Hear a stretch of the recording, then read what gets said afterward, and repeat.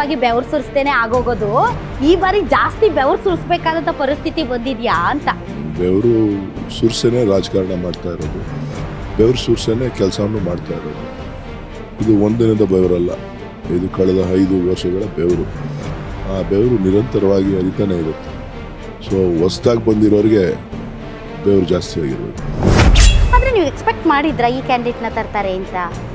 ಸೋಲಿಸ್ಬೇಕು ಅಂತ ಎಲ್ಲ ರೀತಿಯ ಪ್ರಯತ್ನಗಳು ಬೇರೆ ಬೇರೆ ರೀತಿ ನಡೀತದೆ ಅಂತಕ್ಕಂಥದ್ದನ್ನು ಊಹೆ ಮಾಡಿದ್ದೆ. ಯಾರನ್ನ ಹಣದ್ರು ಕೂಡ ಒಂದು ರೀತಿ ಸಕ್ಸಸ್ ಅವರಿಗೇನೆ. ಬೇರೆಯವ್ರು ಯಾರನ್ನಾರ ಹಣಿಬೇಕು ಅಂತ ಅಂದರೆ ಅವ್ರ ಹಿಂದೆ ಇರೋರನ್ನ ಫಸ್ಟು ಕಟ್ಟಾಕ್ಬೇಕಾಗ್ತದೆ. ಬಟ್ ಅದಕ್ಕೆ ಎಲ್ಲದೂ ಕೂಡ ಮಾನಸಿಕವಾಗಿ ನಾನು ನನ್ನ ಪಕ್ಷ ಸಿದ್ಧವಾಗಿತ್ತು. ಗ್ಯಾರಂಟಿಗಳು ಭಾಳ ದಿನ ಉಳಿಯೋದಿಲ್ಲ, ರಾಜ್ಯ ದಿವಾಳಿ ಆಗುತ್ತೆ, ಹಿಂದೂಗಳ ಅಪಾಯದಲ್ಲಿದ್ದಾರೆ ಅನ್ನೋ ಥರದಲ್ಲಿ ಒಂದು ರೀತಿ ಭಾವನಾತ್ಮಕ ವಿಚಾರಗಳನ್ನು ಇಟ್ಕೊಂಡು ಚುನಾವಣೆ ನಡೆಸ್ತಾ ಇರೋದು ಸರ್. ಏನು ಭರವಸೆಗಳನ್ನು ಕೊಟ್ಟಿದ್ರು, ಯಾವ ಭರವಸೆನೂ ಈಡೇರಿಸಲಿಲ್ಲ. ಹಾಗಾಗಿ ಭಾವನಾತ್ಮಕವಾಗಿ ಒಂದು ವಿಚಾರವನ್ನು ಹೇಳ್ತಾ ದೇಶವನ್ನು ವಿಭಜನೆ ಮಾಡ್ತಕ್ಕಂಥ ಒಂದು ಕೆಲಸ ಇವತ್ತು ಭಾರತೀಯ ಜನತಾ ಪಕ್ಷ ಮಾಡ್ತಾ ಇದೆ. ನಿಮ್ಮೊಬ್ಬರದನ್ನ ಬಿಟ್ಟು ಸರ್ ಇಡೀ ರಾಜ್ಯಾದ್ಯಂತ ಎಷ್ಟು ಜನ ಗೆಲ್ಬಹುದು ಅನ್ಸುತ್ತೆ ಕಾಂಗ್ರೆಸ್? ಕನಿಷ್ಠ 15 ಜನ ಕಾಂಗ್ರೆಸ್ನಿಂದ ಈ ಬಾರಿ ಗೆಲ್ತಾರೆ. 15ಕ್ಕೂ ಹೆಚ್ಚು ಸ್ಥಾನಗಳನ್ನು ಗೆಲ್ತೇವೆ. ಈಗ ನೀನೇ ಸೋಮಣ್ಣ ಅವ್ರು ಮಾತಾಡ್ಸ್ಕೊಂಡ್ ಬಂದೆ ಸರ್, ನೋಡ್ತಾ ಇರಿ 2 ತಿಂಗಳಲ್ಲಿ ಸರ್ಕಾರನೇ ಬದಲಾವಣೆ ಆಗುತ್ತೆ ಅಂತ ಅವ್ರು ಹೇಳೋದು. ಅವ್ರ ಕಾರ್ಯಕರ್ತರಿಗೆ ಹಂಗೆ ಹೇಳಬೇಕು, ಇಲ್ಲಾಂದ್ರೆ ವೋಟ್ ಹಾಕಲ್ಲ. ವೀಕ್ಷಕರೇ, ನಿಮ್ಮ ಗ್ಯಾರಂಟಿ ನ್ಯೂಸ್ ಬೆಂಗಳೂರು ಗ್ರಾಮಾಂತರ ಲೋಕಸಭಾ ಕ್ಷೇತ್ರದಲ್ಲಿ ಇದೆ. ನಾನು ಆಗಲೇ ಹೇಳಿದಾಗೆ ಹೈ ವೋಲ್ಟೇಜ್ ಕ್ಷೇತ್ರ. ಇಲ್ಲಿ ಕಾಂಗ್ರೆಸ್ ಅಭ್ಯರ್ಥಿಯಾದಂತಹ DK ಸುರೇಶ್ ಅವರು ಕಳೆದ ಬಾರಿ ಲೋಕಸಭಾ ಚುನಾವಣೆಯಲ್ಲಿ ಕಾಂಗ್ರೆಸ್ನಿಂದ ಆಯ್ಕೆಯಾದಂತಹ ಏಕೈಕ ಅಭ್ಯರ್ಥಿ. ಈ ಬಾರಿ ಚುನಾವಣಾ ಕಾವು ಇಡೀ ರಾಜ್ಯಾದ್ಯಂತ ಒಂಥರ ಇದ್ರೆ, ಬೆಂಗಳೂರು ಗ್ರಾಮಾಂತರದಲ್ಲಿ ತುಂಬಾನೇ ಸೆಕೆ ಇದೆ. ಸೊ ಅಂದರೆ ಸಿಕ್ಕಾಪಟ್ಟೆ ರಣಕಣ ಅಂತ ಹೇಳ್ಬೋದು. ಹಾಗಾದರೆ ಯಾವ ರೀತಿ ಇದೆ ಫೈಟ್, ಮತ್ತು ಈ ಬಾರಿ ಈ ಕ್ಷೇತ್ರದ ಅಭ್ಯರ್ಥಿಯಾದಂತಹ DK ಸುರೇಶ್ ಅವರು ಏನು ಹೇಳ್ತಾರೆ, ಬನ್ನಿ ಅವರೇ ಸ್ವತಃ ನಮ್ಮೊಂದಿಗಿದ್ದಾರೆ, ಅವರನ್ನು ಮಾತಾಡ್ಸೋಣ.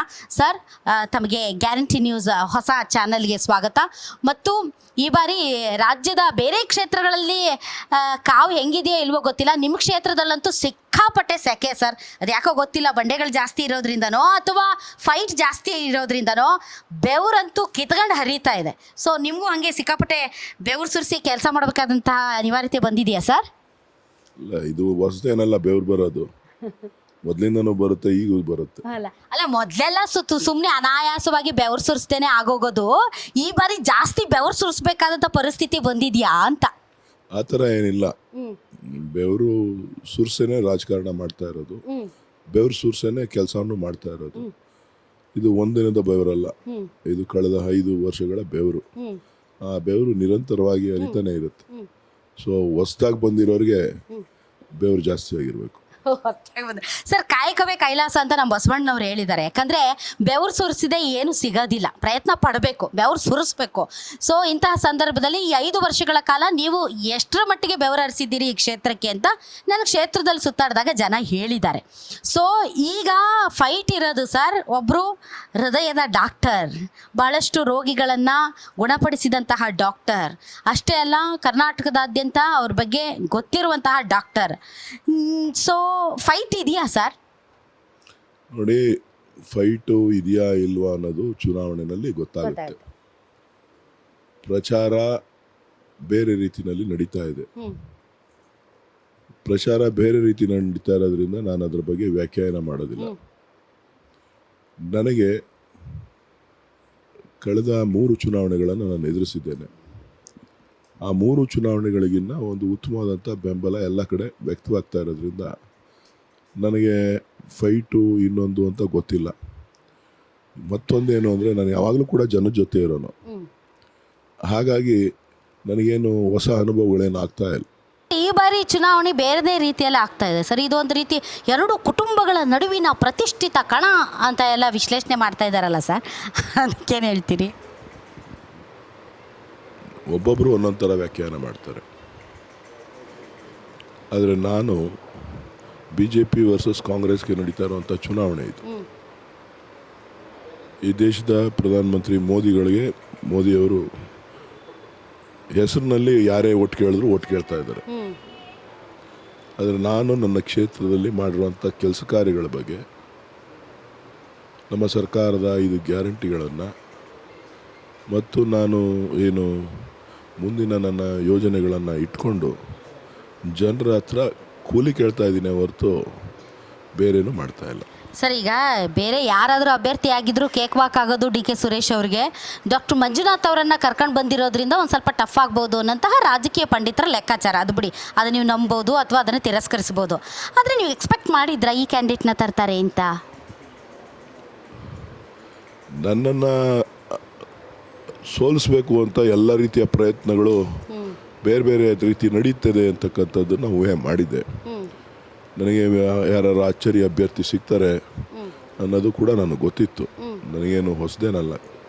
ಯಾಕಂತ ಅಂದರೆ ಬೇರೆಯವ್ರು ಯಾರನ್ನಾರ ಹಣಿಬೇಕು ಅಂತ ಅಂದರೆ ಅವ್ರ ಹಿಂದೆ ಇರೋರನ್ನ ಫಸ್ಟು ಕಟ್ಟಾಕಬೇಕಾಗ್ತದೆ. ಸೊ ಅದು ರಾಜಕಾರಣದ ತಂತ್ರಗಾರಿಕೆ. ಅದನ್ನು ಮಾಡ್ತಾರೆ ಅಂತಕ್ಕಂಥ ಒಂದು ವಿಶ್ವಾಸ ಇತ್ತು. ಬಟ್ ಅದಕ್ಕೆ ಎಲ್ಲನೂ ಕೂಡ ಮಾನಸಿಕವಾಗಿ ನಾನು ನನ್ನ ಪಕ್ಷ ಸಿದ್ಧವಾಗಿತ್ತು. ಅಲ್ಲ ಸರ್, ನೀವು ನಿಮ್ಮ ಸಹೋದರರಿಗೆ ಬೆನ್ನೆಲುಬು, ನಿಮಗೆ ಅವರು ಬೆನ್ನೆಲುಬು. ಸೊ ಒಬ್ರಿಗೊಬ್ರು ಬೆನ್ನೆಲುಬು. ಸೊ ಈಗ ಯಾರನ್ನು ಹಣಿದ್ರೂ ಕೂಡ ಒಂದು ರೀತಿ ಸಕ್ಸಸ್ ಅವರಿಗೇನೆ. ಈ ಸಂದರ್ಭದಲ್ಲಿ ನಿಮ್ಮ ಈ ಕ್ಷೇತ್ರದ ಗೆಲುವೇನಿದೆ ಸರ್, ಇದು ಭಾಳಷ್ಟು ಪ್ರಶ್ನೆಗಳಿಗೆ ಉತ್ತರ ಸರ್. ಇಲ್ಲ, ಇದು ನನ್ನ ಗೆಲುವು ಖಂಡಿತ ಆಗೇ ಆಗುತ್ತೆ, ಅದ್ರ ಬಗ್ಗೆ ಅನುಮಾನ ಬೇಡ. ಇದು ಯಾವುದೇ ಪ್ರಶ್ನೆಗಳಿಗೆ ಉತ್ತರ ಆಗೋದಿಲ್ಲ. ಇದೊಂದು ಚುನಾವಣೆ.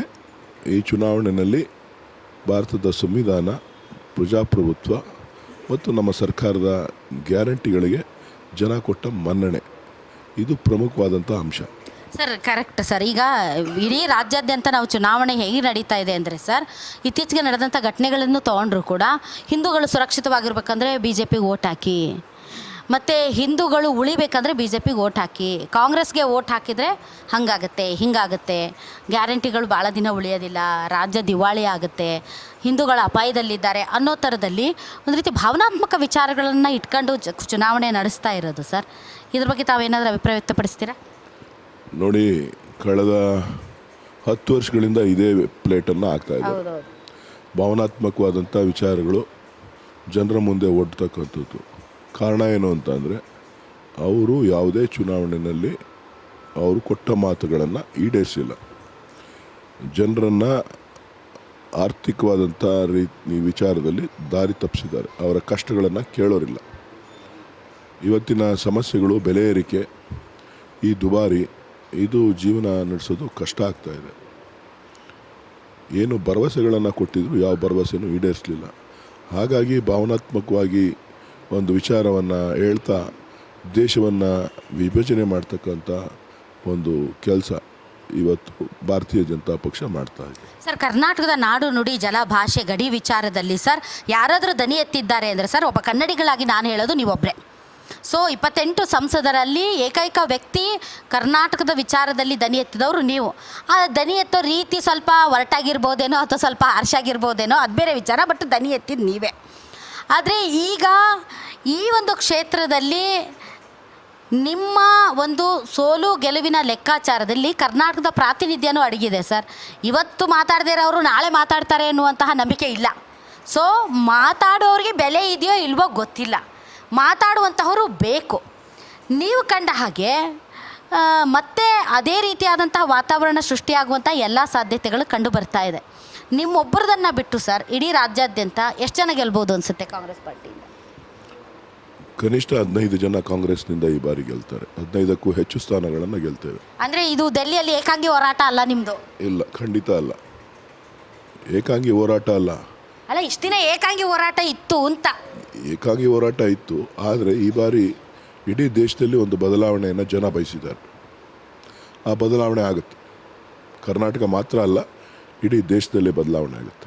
ಈಗ ನೀನೇ ಸೋಮಣ್ಣವ್ರು ಮಾತಾಡ್ಸ್ಕೊಂಡು ಬಂದೆ ಸರ್, ನೋಡ್ತಾ ಇರಿ 2 ತಿಂಗಳಲ್ಲಿ ಸರ್ಕಾರನೇ ಬದಲಾವಣೆ ಆಗುತ್ತೆ ಅಂತ ಅವ್ರು ಹೇಳೋದು. ಅವ್ರ ಕಾರ್ಯಕರ್ತರಿಗೆ ಹಂಗೆ ಹೇಳಬೇಕು, ಇಲ್ಲಾಂದರೆ ಓಟ್ ಹಾಕಲ್ಲ. ಅವ್ರ ಪಕ್ಷದಲ್ಲಿ ಯಾರೂ ಇರೋದೇ ಇಲ್ಲ, ಹಂಗಾಗಿ ಅವರು ಅದನ್ನು ಹೇಳ್ತಾರೆ. All right, okay sir. ನಾನು ಭಾಳ ದಿನದಿಂದ ನಿಮ್ಮನ್ನು ಮಾತಾಡಿಸ್ಬೇಕು ಅಂತ ಇದ್ದೆ ಸರ್. ಎಲ್ಲ ಹೇಳೋದು ಭಾಳ ಹೊರಟು ಡಿ ಕೆ ಸುರೇಶ್ ಅವರು ಅಂತ. ನೀವು ನಗದು ನೋಡಿದ್ರೆ ನನ್ನ ಪರ್ಸೆಪ್ಷನ್ನೇ ಬದಲಾಗ್ತಾ ಇದೆ. ವಿಚಾರಗಳನ್ನಿದ್ದಂಥ ಸಂದರ್ಭದಲ್ಲಿ ಜೋರಾಗಿ ಮಾತಾಡಬೇಕಾಗತ್ತೆ. ಮೆತ್ತಗೆ ಮಾತಾಡಿದ್ರೆ ಯಾರು ನಮ್ಮ ಮಾತನ್ನ ಕೇಳೋದಿಲ್ಲ. ಸೊ ಜನರ ಧ್ವನಿಯಾಗಿ ಕೆಲಸ ಮಾಡಬೇಕು ಅಂತ ಅಂದರೆ ಸ್ವಲ್ಪ ಒರಟಾಗೂ ಮಾತಾಡಬೇಕಾಗುತ್ತೆ. ನಿಮ್ಗೆ ಯಾಕೆ ಓಟ್ ಹಾಕ್ಬೇಕು ಸರ್? ನಾನು ಕೆಲಸ ಮಾಡಿದ್ದೀನಿ, ನಾನು ಕೂಲಿ ಕೊಡಿ ಅಂತ ಕೇಳ್ತಾ ಇದ್ದೀನಿ. All right, thank you very much sir. Yes, D K Suresh ಅವರು ಮಾತಾಡಿದರು, ನಾನು ಕೆಲಸ ಮಾಡಿದ್ದೀನಿ, ನನಗೆ ಕೂಲಿ ಕೊಡಿ ಅಷ್ಟೇ, ಮುಂದೇನೂ ನಿಮ್ಮ ಕೆಲಸ ಮಾಡ್ತೀನಿ ಅಂತ. ಗ್ಯಾರಂಟಿ ನ್ಯೂಸ್, ಸುದ್ದಿ ಖಚಿತ, ನ್ಯಾಯ ನಿಶ್ಚಿತ.